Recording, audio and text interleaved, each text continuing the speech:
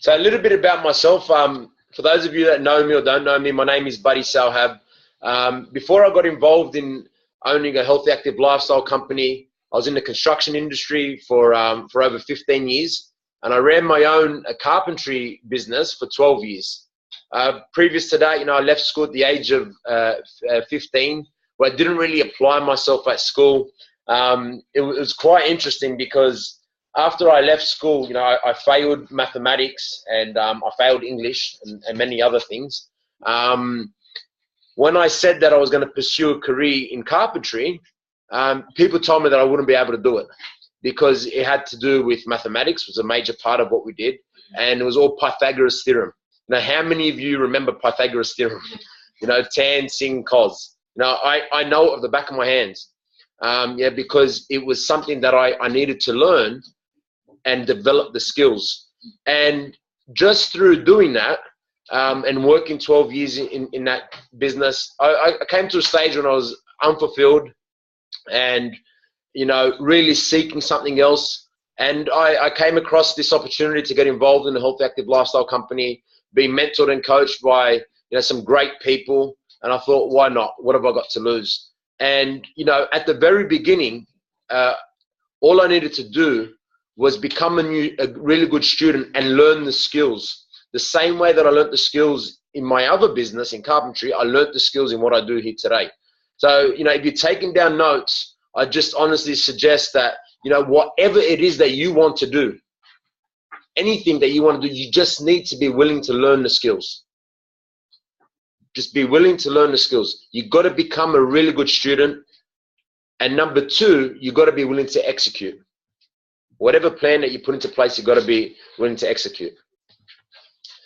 So, I believe in a lot of things in life that happen by choice, not by chance. And really, when you think about life in general, a lot of people talk about the mechanics behind things, how to do what you do. Where really, I always look at why do you do what you do. And why you do what you do generally comes, I look at it as 80% is your psychology. 80% is your psychology, and you only need 20% skills or mechanics, like the how to. Yeah, but the 80% is going to come from your psychology. It's going to come from your belief. It's going to come from your vision. So it's really, really important that you take this on. And I'm going to share with you today, the first thing that I'm going to share is the psychology part. Yeah, the mindset, really controlling your mindset. If you're taking down notes, I'd encourage you to write this down. It's really helped me. And I heard this not that long ago. Self to self for progress. Self to others for possibilities.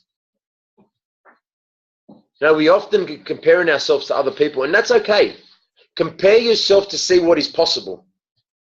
But don't compare yourself to tear yourself down and say, well, why aren't I at that level? You've got to just compare yourself to yourself at the end of each and every day. Self to self for progress. You've got to see, did I do, or did I accomplish, or did I be, or do I have something more than what I did yesterday? Unless you are, and I always call it debriefing, unless you are debriefing with yourself on a daily basis, you don't know how you're tracking. So you've always got to look at yourself in the mirror and think about how you went today compared to yesterday. And always look, am I improving myself? And here's another note, side note. Progress equals happiness. Progress equals happiness.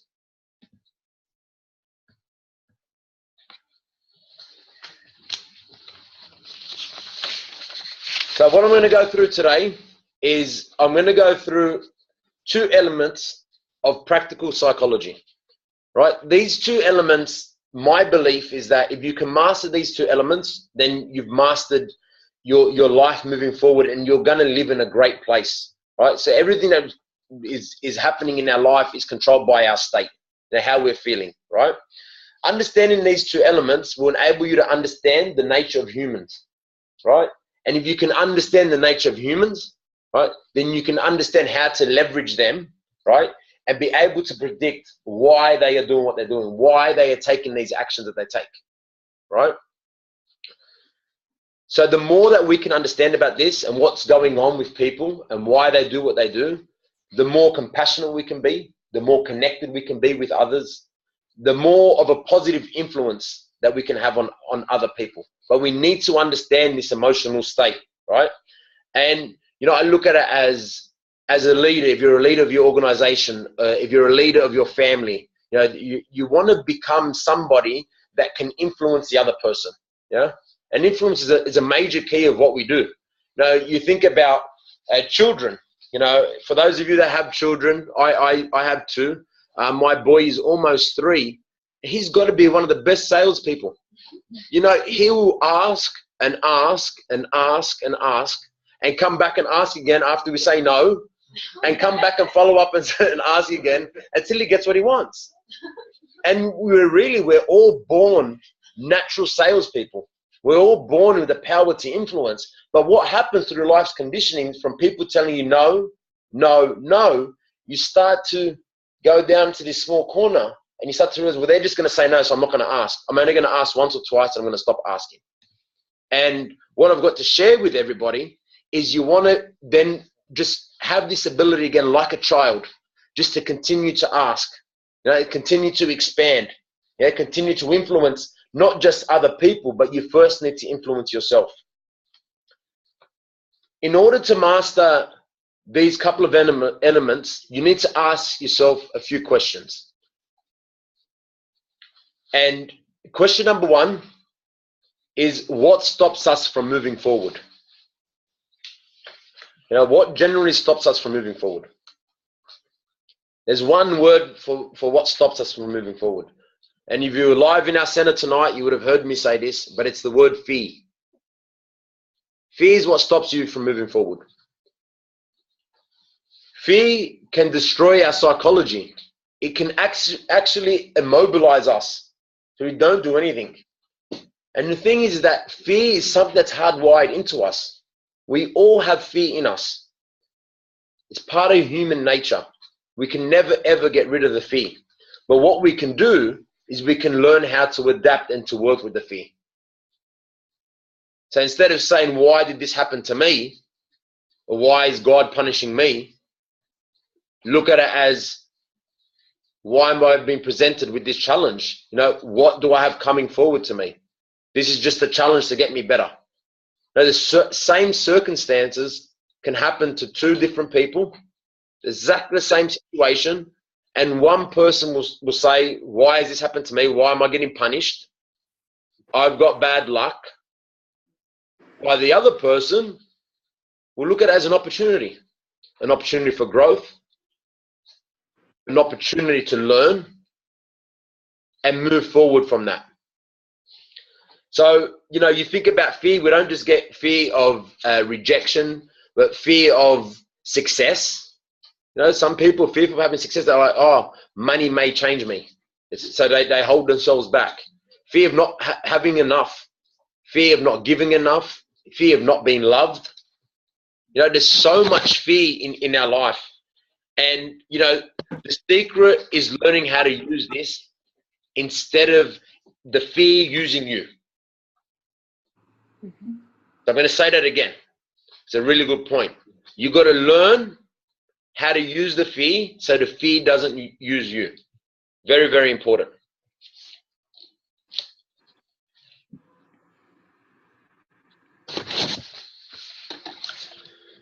The second question that we need to ask ourselves is, what controls and determines the quality of our lives?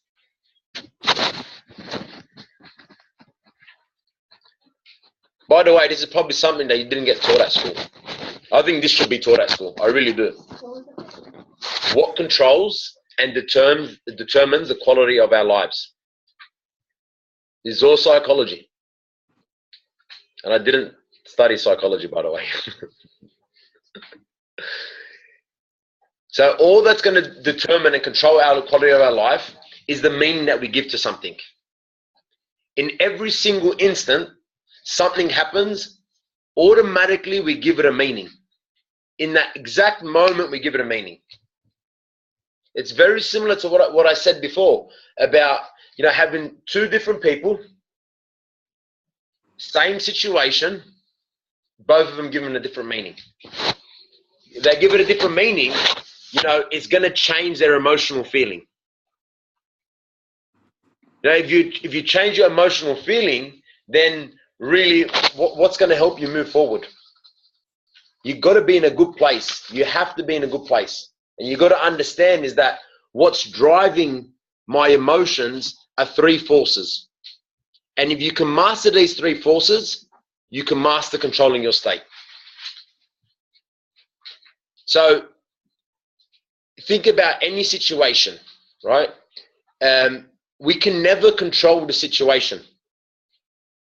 Okay? You're going to go outside in the morning, and life is just going to happen to us. We're going to come across situations. We're going to come across challenges. You know, there may be an accident, maybe good things, bad things, but we can never control those situations.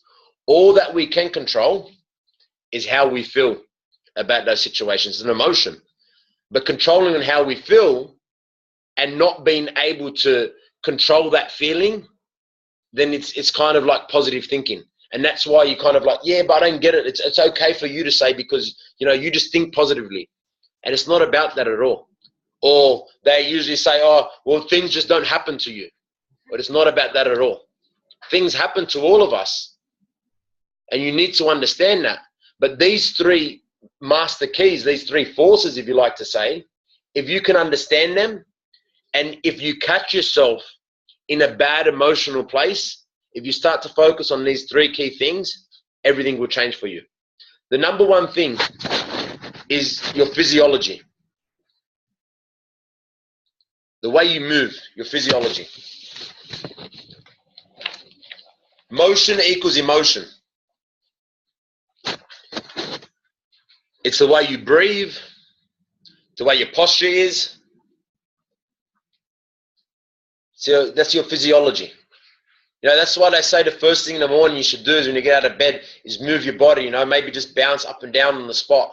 Get your body moving. Get yourself in a right state of mind. You know, it's amazing because we were running Fit Club last night, and one of the coaches, Marcel, at the end of the Fit Club, he said, does everybody know what that exercise was for, the last 45 minutes? You know, people raised their hand. He said, yeah, for the body. He said, no, for the mind. It's your physiology. So it's for your physiology. It's for your mind, not for your body. Yes, you're going to get a result on your body, but moving, it helps your physiology. You know, have you ever noticed some people that, you know, struggle with they've got depression? They generally don't train. They don't generally go out. They don't generally do things. You know, and it's so sad to see people struggle like that, because depression, it attacks a lot of people. It attacks a lot of people, and you don't know who's suffering from it. You know, sometimes it's like an apron on the outside, everything looks good, but on the inside, they're suffering from depression. And all it is a psychological game with yourself. And if they can master these three key areas, one being your physiology, your movement, the way you're moving, then you can start to change the way you feel. So this is also something that you can take and you can teach somebody else. You've got to first master it for yourself and then go and pay it forward and teach it to somebody else. The second area of this driving force to control your emotion is called focus. Whatever you focus on, you will feel. It's that simple.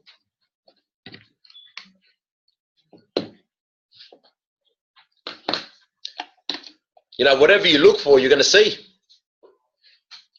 They said, seek and you shall find.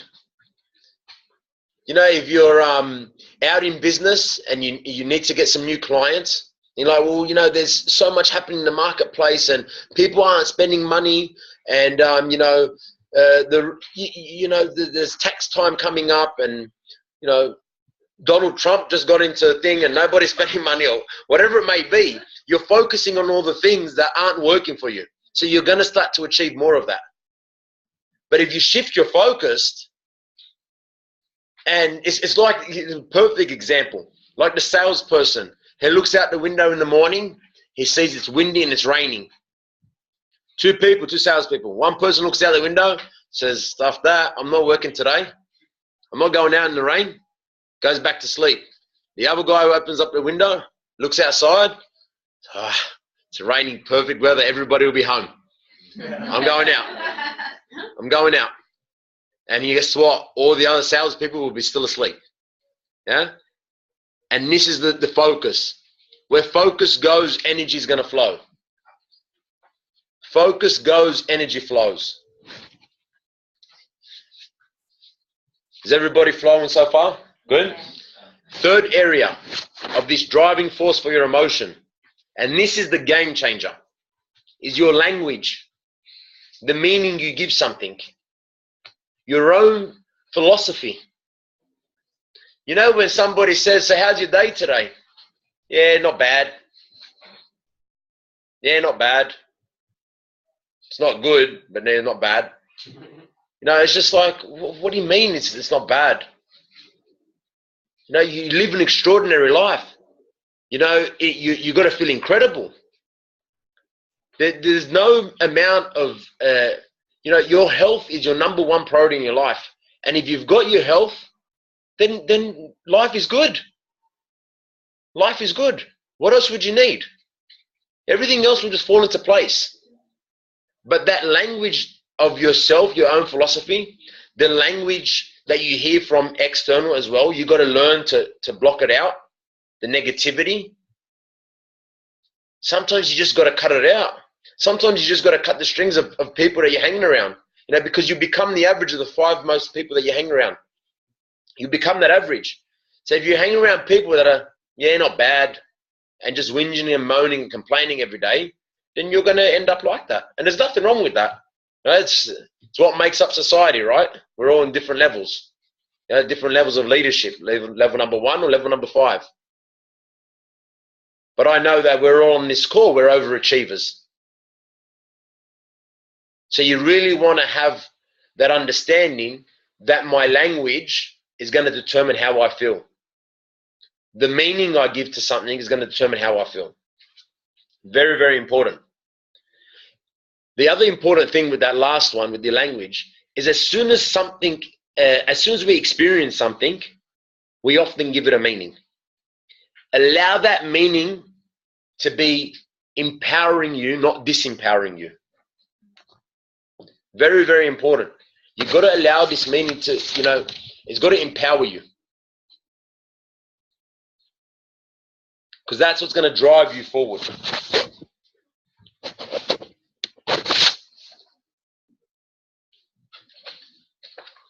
Good? Cool. So, what I want to talk to you about now, I'm going to go over,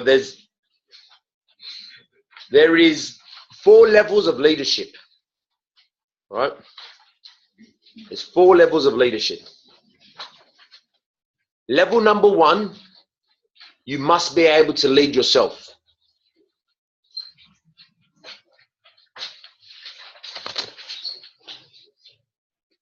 Level number 2, you have to be able to lead somebody one-on-one.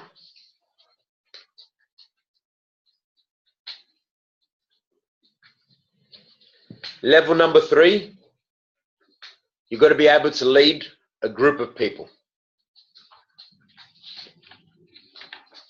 Very, very important.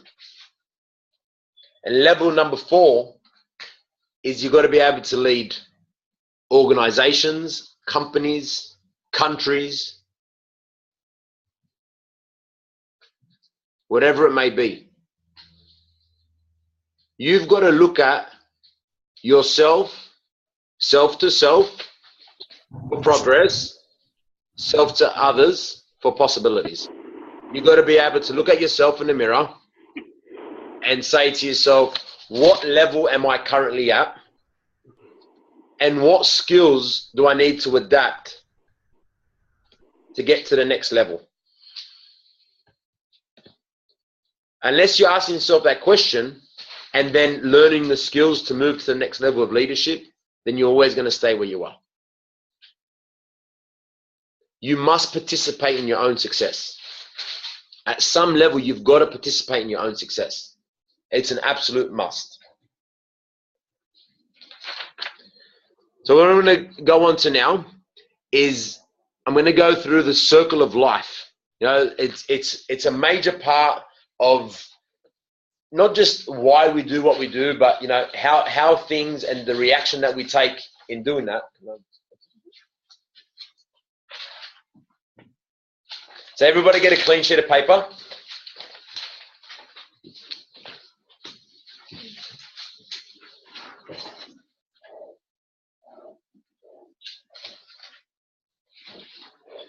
And draw 4 boxes just like this.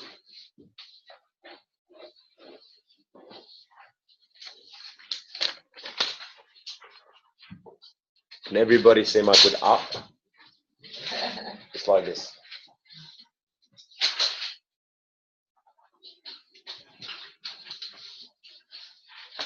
Can you see it, Moy?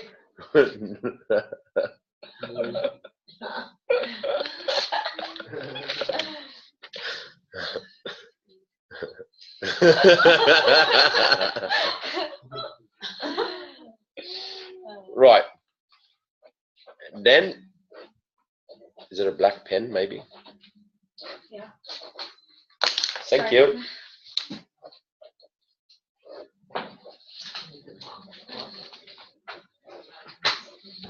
Draw arrows.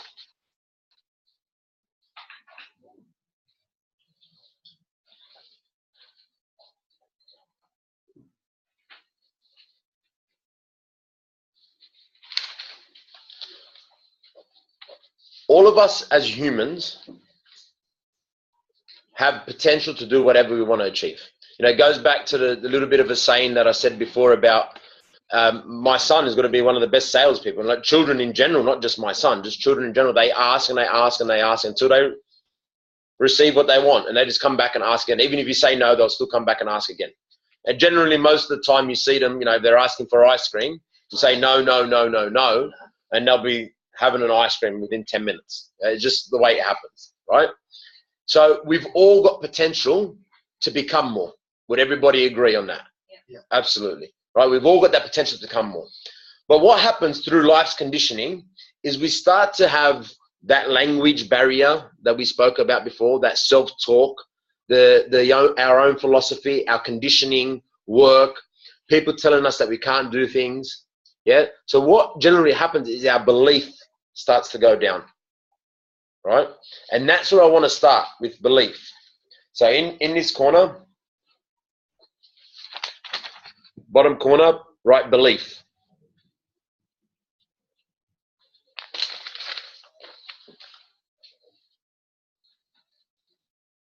So let's just say you had an idea. You know, you're an entrepreneur, you have an idea, you want to start a new business, and you want to go out to the marketplace. And you've got a little bit of belief. Don't have a lot of belief that's going to work. You're like, yeah, sounds good. I was speaking to somebody the other day, and this is like true story. They said to me, I've just started a business. I'm going to open up a cafe. I'm going to see how it goes. I said, you're going to what? They said, I'm going to see how it goes. I said, you're going to see how it goes. I said, what do you mean you're going to see how it goes? Like, he goes, well, I'm not sure if it's going to work. I said, man, it's not going to work. He goes, oh, you don't think it's going to work? I said, absolutely not, man. I said, 80% of it's going to work is from your psychology. I said, where's your belief in what you're doing? He said, oh, well, I'll see what happens. I said, okay, cool. All right.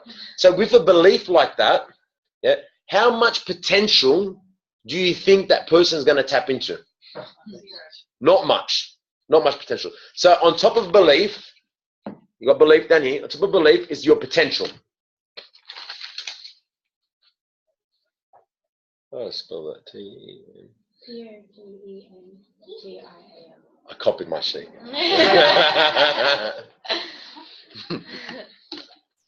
Sharp Ralph. So you got potential, right? So belief, potential. So if somebody has that little bit of belief, not a lot of belief, and then has, if it has little belief, is not going to tap into a lot of their potential. Yeah, it's not going to. What do you think their action is going to be like? Little action. They're not going to take. There's going to be like so. They're dabbling their feet in the water. A little bit of action, not a lot of action. So in the box next to potential, this box here, we write action.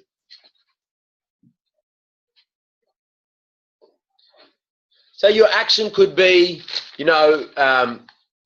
going out to the marketplace.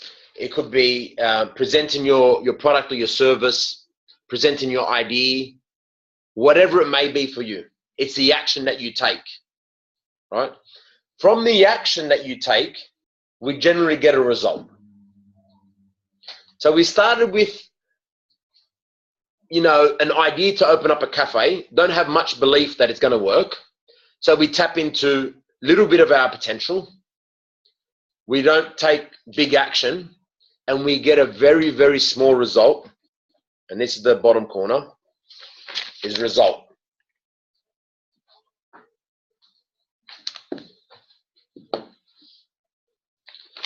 And in some instances, is that better? And then in some instances, sometimes we just don't get a small result, we get no result. And then when we get no result, what do you think happens to our belief? Look at this cycle. So we're here with the result. What do you think happens to our belief? Down. So if our belief goes down, we started with a little bit of belief, and then it goes down again, we're almost got no belief. So what do you think is the percentage of potential that you're going to tap into? Not that much. If you don't tap into any potential, you're not going to take any action, and your result is going to be zero. Generally, businesses fail. Generally, your idea fails. It's got nothing to do with the result you're getting. It's all got to do with the belief. It's all got to do with your belief from the very, very beginning. So this vicious cycle of starting with little belief, not going into too much of your potential, and then going backwards is not going to serve you. So what I encourage everybody today is whatever your product, your service, your desire, your business, your idea that you have belief in what you want to do. Most importantly, have belief within yourself. You got to have the belief within yourself. When you have belief within yourself that you're going to achieve whatever you set out to achieve, you are going to tap into potential a lot higher than you even knew that you had. You're going to tap into this potential that's just at another level. When you tap into a potential that's above you, that you didn't think that you could tap into, the action you're going to take is going to be incredible. You're going to be talking to people about your idea. You're going to be talking to people about your vision. You're going to be talking to people about your business model, about your product, about your service, whatever you're promoting, whatever it is for you. But you're going to go out and you're going to take massive action. And that's the word that I want you to write down in your notes. For you to participate in your own success, you must take massive action. Stop trying to learn the skills with whatever you want to develop. Get around people that have what you want. Build your belief and work on 80% psychology, 20% mechanics. Because once you take this massive action, not a little bit of action, massive action. I'm not talking about, we have to work 7 days a week 8, 10 hours a day. I'm not talking about working hard. You know, somebody I was listening to the other day said, and it sunk in my mind. He said, it doesn't matter how hard you work. I don't care about how hard you work. Because I get people coming up to me, my staff members saying to me all the time, you know what? I work really hard. I'm working 18 hours a day. I'm working 15 hours a day. You know, I'm a really hard worker. Because I don't care about that. Because actually I don't give a shit. Because how much value are you adding into the time that you're working? And that's a question for you. How much value are you adding in the time that you're working? And that comes down to the massive action. You've got to be looking at the value, not the time. Very, very important. You know, what sets organizations, what sets companies is culture. So if you're building a business based upon, you know, working hard and not adding value, then you have a dead business. Because not everybody can work hard. It's not about the hardest worker. It's about the person that is working with the most value. And that's by taking a massive action. From the massive action, you may not get the result that you want, but you will get a result. I promise you. If you take massive action. And if you get a result, guess what happens? Your belief goes, you're up. You just went up a notch. You're going to tap into more potential. You're going to take more action. You're going to talk with more enthusiasm. You're going to talk with more certainty. Your result is going to increase. And if you continue doing it over and over and over again, you become unstoppable. You become unstoppable. But you first got to tap into your belief. We can't change your belief. You can only change your belief. Nobody can ever change your belief. You got to believe in yourself first. And here's my encouragement to everybody. Stop doubting yourself. Stop looking for the right formula. Stop looking for the right people. Stop looking for the right business. Whatever business that you're currently in, you're in the right business. That's my promise to you. Doesn't matter what you're in the right business. You're on this call, so you're on the right call. That's for sure. But you got to look in that mirror and you got to be truthful to yourself, not out in public. Yeah, I'm confident. I got belief. Yeah, this is going to work. No, it's when you're by yourself. That language that you're telling yourself, the meaning you're giving to things when they happen to you. Remember those three forces, those driving forces. Your physiology, the way you move, the way you approach people, your focus, and then of course your language, your own philosophy, the way you're giving meaning to things. All that type of stuff is what's going to empower you or disempower you. If you can master these small fundamentals, then you've mastered the game of life. That is my promise to you. If you can master these, you've mastered the game of life. You've got to set a set of values, because set of values is going to really develop a culture in your business. And that's what it's really about. Vision, a mission, not just so much strategies. You know, a lot of people think about strategy. I need the right strategy. Is it really strategy? I don't think it's strategy.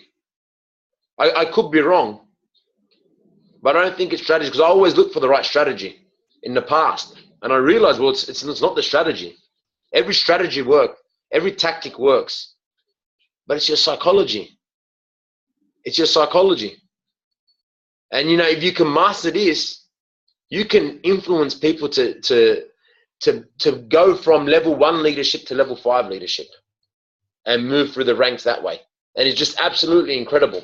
When you can start to do that and have the impact on people, it's just simply amazing. You know, really, when you've got a purpose, and not just the goal, your life, you're living a life of fulfillment. And you really want to ask yourself that question, is what is my purpose?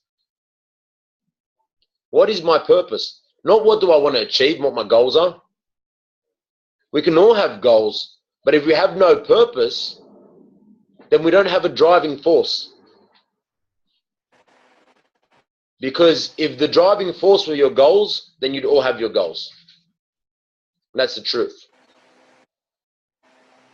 So what's going to really shift you and help you move forward is having a purpose. And then once you've got your purpose, you need to establish a mission. What is your mission? What mission are you on? And let me tell you, I'm a man on a mission. I want to make impact. I want to be recognized. I want to leave a legacy behind me. I want to change my family tree for generations to come. That's my mission. And my purpose is to become the best father to my children. My purpose is to provide to the community, to give back. It's my purpose to help people live a life of fulfillment.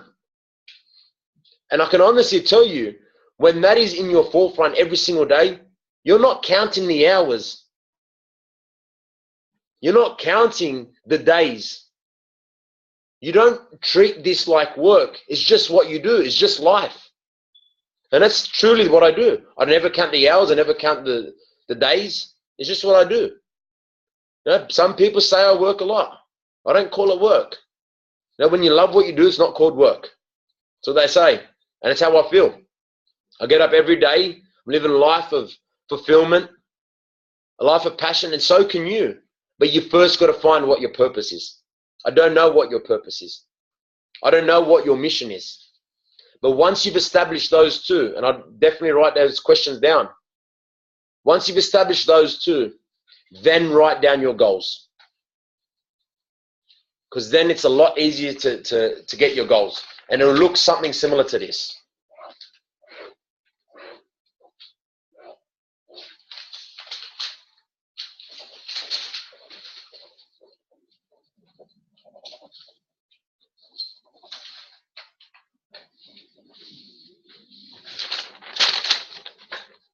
Oh, geez, you can't even see that. Like a funnel.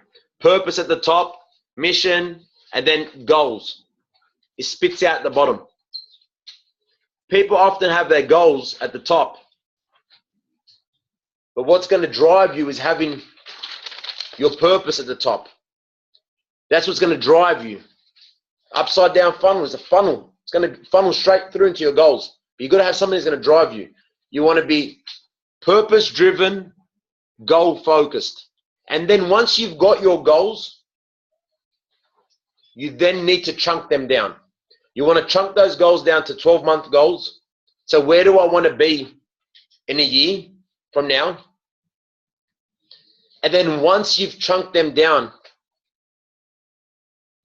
to a yearly goal, you then need to break it down into daily tasks.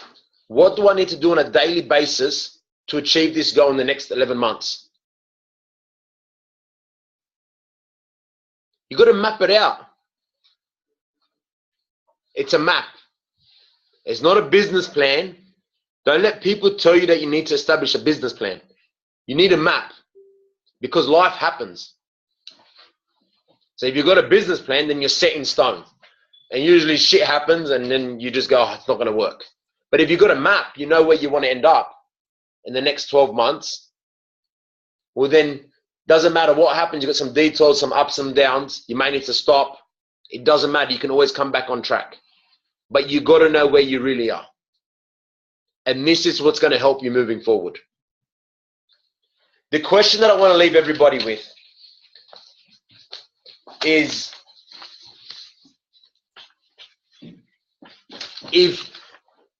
how can I put this? What's it going to cost you? And this may relate to some and may not, by the way. Some of you may be in a great position and you may have everything that you want, and congratulations and well done to you, right?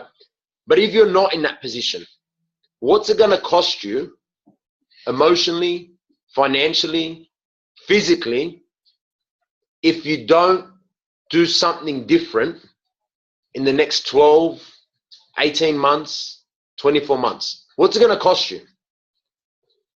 What's it going to cost your family? What's it going to cost yourself? What's your finances going to be like, your bank account? Because unless you make change, then nothing's going to change. You must first change. And you can only do that by realizing what it is that you need to change. And you can only do that by asking yourself an intelligent question. You're smart. But the problem is that sometimes we don't ask ourselves the question, what is it that I need to do?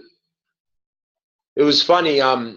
The other day I was listening to somebody speak live, and they said that what's that guy that owns Facebook, Mark Zuckerberg or whatever his name is. He said he spends 80% of his time every day reading a book, staring out the window, and asking himself, how can I make Facebook better? 80% of his day.